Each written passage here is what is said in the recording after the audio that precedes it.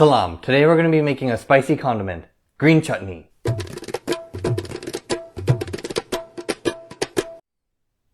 Green chutney is common at desi restaurants to dip grilled meats and finger foods. It adds another layer of spiciness and freshness. Roughly chop the following: 3 cloves of garlic, 10 Thai chilies or any kind of green pepper you want, 10 to 15 mint leaves, a quarter of a white onion, a quarter of a roma tomato, 1 bunch cilantro, salt, 1 to 2 lemons or a quarter cup of lemon juice, and half a cup of water. So if you can't handle spice, you can always add a tablespoon of yogurt at a time to make dahi chutney, or yogurt chutney. But I like spicy on top of spicy. Throw everything into a blender. Garlic, peppers, mint leaves, onion, tomato, cilantro, salt, lemon juice, and water. Then mix for 1 to 2 minutes until you get to this consistency.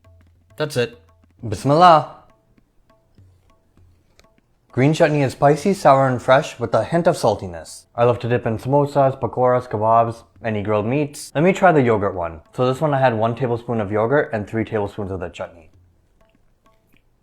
So I prefer the non-yogurt one for dipping, but this one does pair good when mixed into things like biryani or bel puri. So which one do you prefer? Wow, you chose a non-spicy one?